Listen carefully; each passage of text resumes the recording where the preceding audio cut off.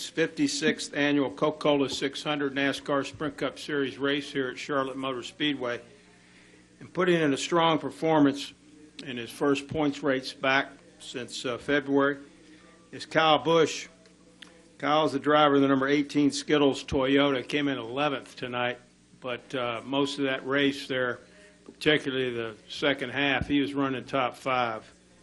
Kyle, just talk about how you feel from a physical standpoint, your thoughts about how you thought you performed over 600 miles here this evening.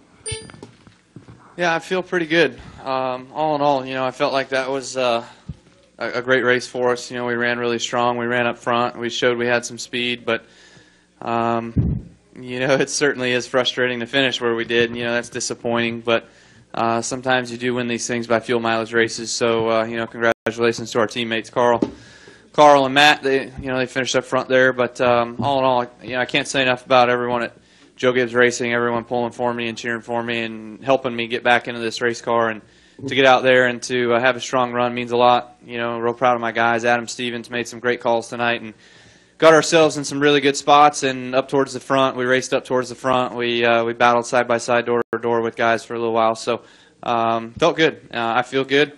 And I admit I probably got a little left foot soreness, but other than that, everything is pretty hunky dory. Questions for Kyle Busch? We'll take a few. Raise your hand. Questions. Stan, and then to Bob. Stan Creekmore with RPMTonight.com.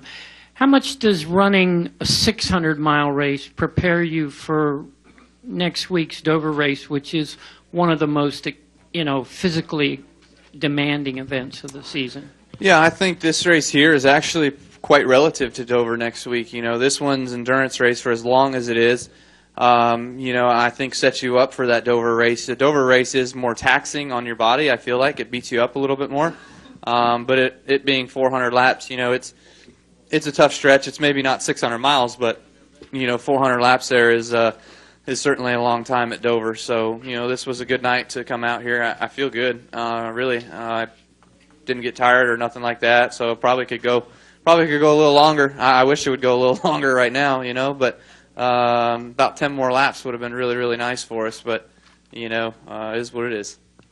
Let's go to Bob Pockris and Mike Embry, and over here to the left. Go ahead, Bob. Bob Pockris, ESPN.com.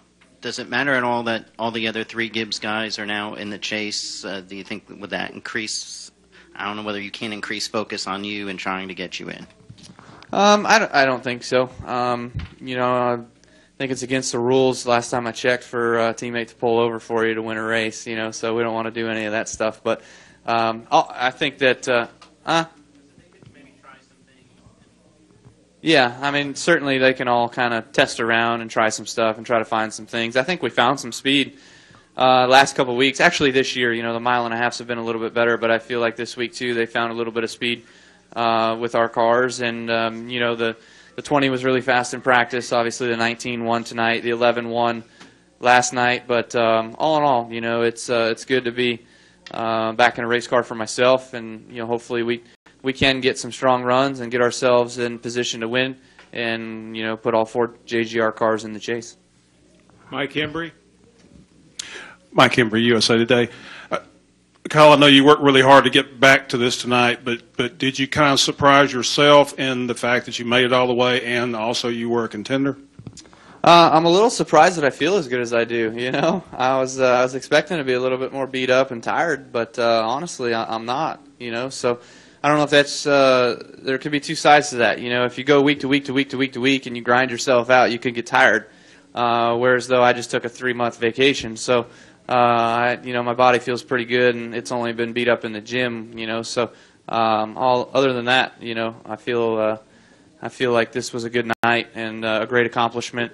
I feel like coming back this quick, was a huge task, but I can't thank everyone enough. Everyone at Ortho Carolina, those guys did a fantastic job helping me and pushing me and getting to me where I needed to be. So without them, I wouldn't be here probably.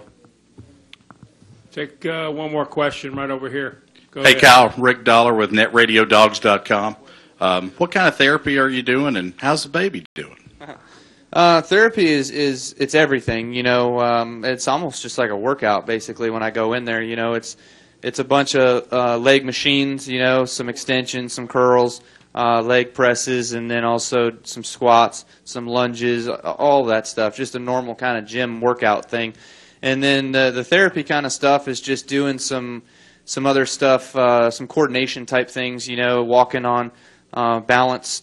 I don't even know. There's like styrofoam, and they wobbles for you, so you got to walk on those and try to keep balance and everything, and doing that forwards, backwards, things like that. So a lot goes on into therapy, and my trainer or my therapist, he tells me, oh, we're seeing some effort today, when I start sweating a little bit. So he's a nice one, I tell you. But baby Brexton, he's doing awesome. He's doing really good. He was here tonight. Samantha was here tonight. So. Looking forward to going home to them and getting them in bed. I'm sure tonight's my night, so she's been with them all day. Thanks. All right, we got one final question here. Jay, go ahead. Get him the mic there, please, Rimmer. Jay Pennell with Fox Sports. Tonight was 600 miles, but next week's a tough track as well. How are you preparing for Dover, and what do you expect out of that race? The preparation for next week is tomorrow. Just relax. Try to get some fluids back in me, everything, and just kind of chill out, not do anything, take a day off. And then Tuesday it's going to be JGR meetings, all that stuff. I got a doctor appointment, and then back to therapy. So Tuesday I'll hit it pretty hard. Might go Wednesday maybe and do some of the less weight stuff, just to kind of walking on the beams and whatnot to work on balance. And then Thursday I'll hit it again before heading on my way to Dover. So thinking every day this week, So try not to get behind and keep building it up, keep getting it better. And, every time I get in the race car, every time I get in the gym, everything seems to come along a little bit better and make life and daily walking and stairs and everything easier. So you might as well not quit. Kyle, I'm told we have a question in the press box. Go ahead. Lee Spencer, motorsport.com. After obviously looking like you've made a pretty strong recovery, can you talk about this week? There's been a lot of talk about comparing the IndyCar safety team to NASCAR's, and from what you've told us prior to this, but not really going into a lot of depth. How instrumental was NASCAR's safety program to getting you in the right position to where you could get to Halifax and start the recovery process? Yeah, I would agree with your statement there that NASCAR has a safety program, and they go around and they teach each racetrack to safety personnel and everything like that, or they help direct what needs to happen in a crash situation. So I think that's really good. I, however, do agree more probably with IndyCar that they have a specific team that goes each and every week. But, we do still have our NASCAR liaisons, the nurses that go to every week and come to the racetrack. So they're always up to speed with our medications and the things that we're doing and taking, and, making sure that they're always there and helping with protocol within the, within the care center. So, again, there's kind of a double-edged sword to each of those things, and having the correct doctors in the care center, thank you, is always a good thing too. Having some smart people in there, that's very appreciative. So I think it was awesome what they did. Obviously, it helped me a ton to be able to get out of that race car in Daytona and to tell them what was going on and to get me in the ambulance on a stretcher and off to the hospital in order to get fixed up. So I can't say enough throughout the whole process that everybody did from the time of hitting that wall to taking the checker flag tonight. Kyle, thank you very much. Certainly impressed to have you back, and congratulations on a good couple weeks, and we'll see you at Dover. All right, thank you. Thank you. Greg Biffle has joined us. Greg finished second here tonight, driving the number 16 Ortho Ford for Roush Fenway Racing. And Greg, I know you poured everything you could into it to try to get that W tonight. Maybe just talk about how you thought things unfolded and came out for you here tonight. Well, I mean, I'm really excited for the team and the organization. We've been working really, really hard on our cars. It's been well documented how bad we've been running. And so it feels good, too. If I finished, it was kind of funny. I decided if I finished in the top 10 tonight, I was going to stand on the door top and be all excited and cheer. And I finished second, and I'm not happy. So the thing is, we ran in the top 10 all night. Cars was good, had a lot of speed. That was a huge improvement. We haven't done that in probably a year. So I was super excited about that. And then, because of that, running where we were running, it gave us the opportunity to try and stretch the fuel window and make it. And, I was putting a lot of pressure on Carl there. I started going with about 10 laps to go. The crew chief told me, save all you can, just stay in front of the 88. And I made the decision that I was going to try and beat Carl. And, I got pretty close to him there, and then with 2 to go, the fuel light came on, that the fuel pressure was low. And so I came around and had to start pushing the clutch in and shutting it off and coasting and try and preserve what fuel I had to make it back. I was excited to see the checkered flag. I wasn't sure I was going to stretch 2 laps of gas out, but it was probably on the straightaway. It sucked some air and started flashing the fuel pressure. So I was able to run it around the corners and didn't have any more issues. But stayed in front of the 88, finished second, and big boost for the team. But probably a bigger boost for the team was how we ran tonight on the racetrack. Good deal. Questions for Greg Biffle. Pete Iacobelli right here. Pete Iacobelli, AP. Greg, did you know whether Carl had enough to go to the end? Did you think maybe he was going to have to pit? Yeah, well, we knew that Carl was going to try and make it, and certainly nobody knows whether he got enough gas. And I was sure hoping and praying that he would be about a lap short because we've lost a few. Everybody's lost a few like that, but it is what it is. He's smart. He knows how to save gas. He's won a lot of races like that, I was just hoping that maybe that engine he had was using a little bit more than they thought, but wasn't the case. Let's go right here in the middle to Viv, and then we'll come up here to Hunter. Excuse me, Viv Bernstein, New York Times. When you look at your result in the JGR cars versus the Hendrick equipment that's been dominating, particularly on these racetracks, what do we glean from this? Are you guys catching up to them? Have you caught them? Or is this, is it too early to tell? Oh, we certainly haven't come anywhere close to catching them. One common thread, it looks like to me, is Chevy. It looks like they're head and shoulders better than the Toyotas and Fords. It's, because the Ganassi cars are pretty fast. All the Haas cars, which are kind of Hendrick affiliated, so there's really 8 cars there that make up. But the Childress cars and the single car team, the 78 car, led the whole race. He had the fastest car, so it's pretty obvious those are all Chevys, and they definitely have a kind of a stranglehold on it. It seems like, and I mean the 11's been fast, and the 2 and those guys, but we have seen some dominance out of the Hendrick bunch. This season, probably more than, there's been a few seasons like this I can remember, but we certainly are nowhere near catching them. But we've met our first goal, or at least my first goal, was running the top 10. We haven't been able to do that for a year and a half. So, and run there, not, take 2 tires and get a 10th place finish. I mean, actually run the whole race. So we ran 600 miles virtually right in the top 10. So that's a huge improvement for us. So now we'll just work on trying to get it in the top 5, and then the wins will come after that. Let's go to the front row right here, and then we'll go to the press box. Go ahead, Hunter. Hey, Greg, Hunter Thomas from thefourthturn.com. You finished 12th at Kansas. You got a second here tonight. What's it like to get the competitive finish, right down the road from your race shop? And then what does that mean moving forward to Dover, where Roush Fenway Racing is historically strong? Yeah, I'm really excited about the finish. I don't care if we're in Mexico right now. I'm pretty happy that I finished second. This is a good racetrack for us. I had about a half straightaway lead here years ago, and the 48 blew up, and the caution came out, and I didn't have enough gas to make it.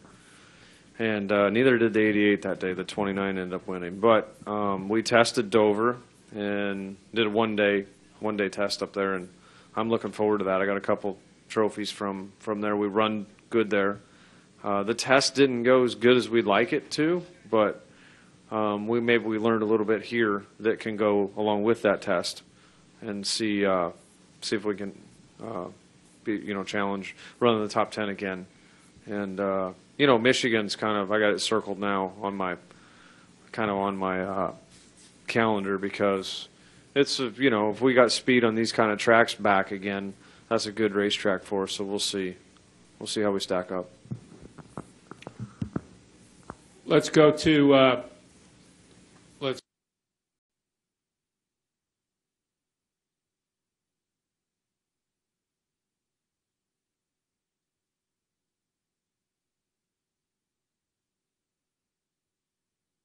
what you found in the off season didn't necessarily work out, and you had to kind of start over again. Was there anything that you guys found leading into the last 2 weeks, in particular, that led to the strong results?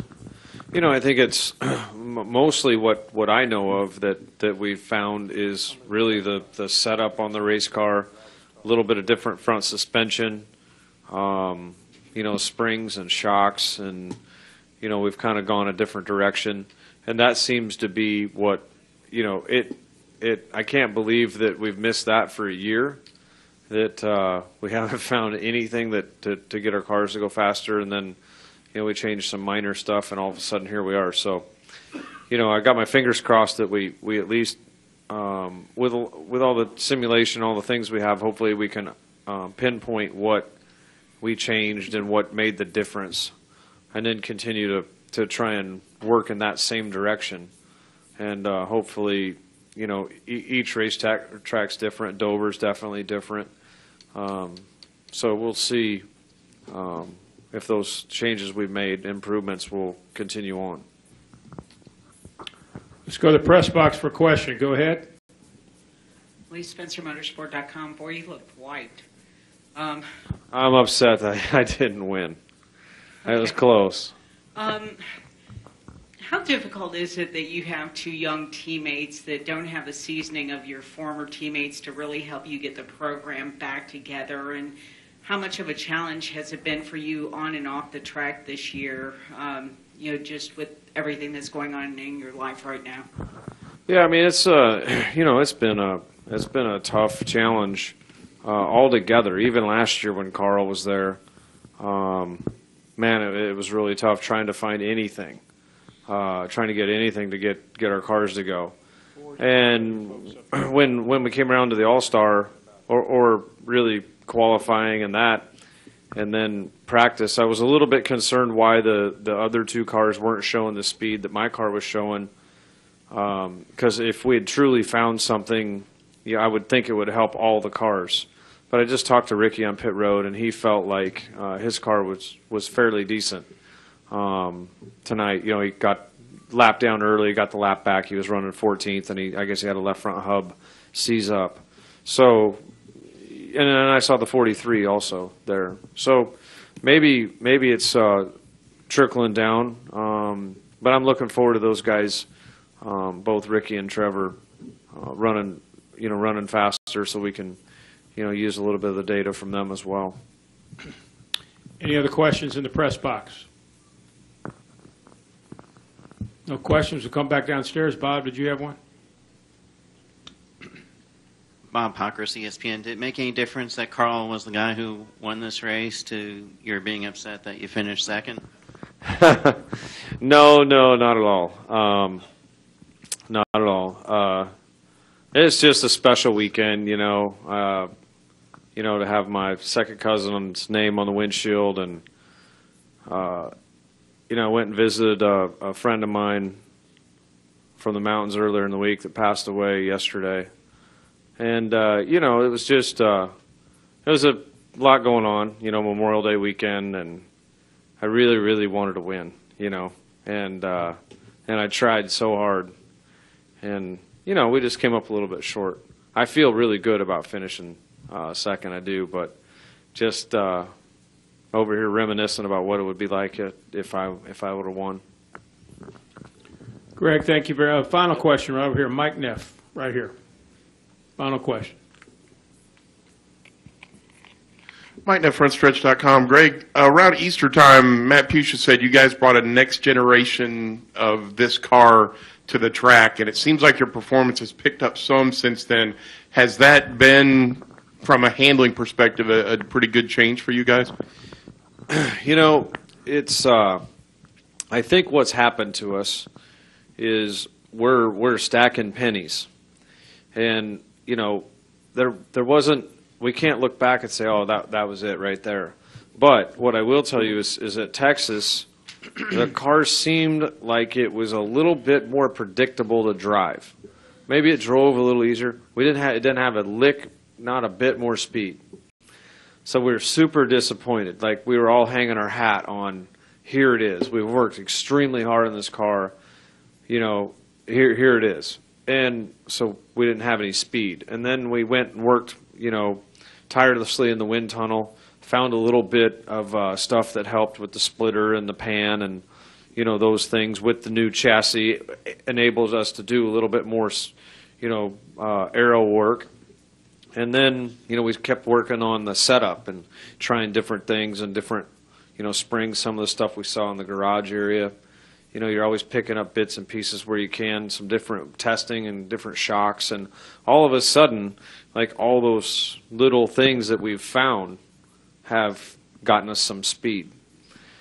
So it was, I think it kind of surprised all of us that when we kind of hit on it, that it was kind of right there.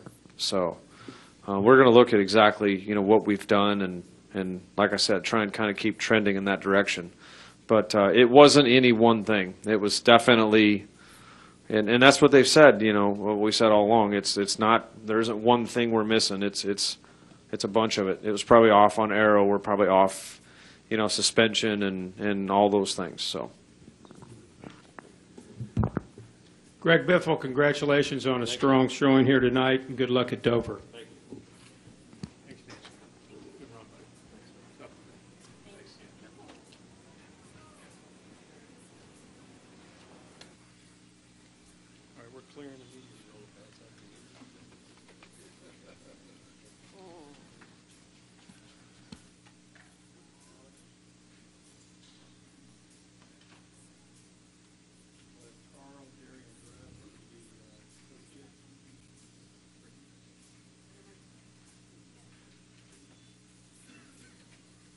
Gives 5 minutes.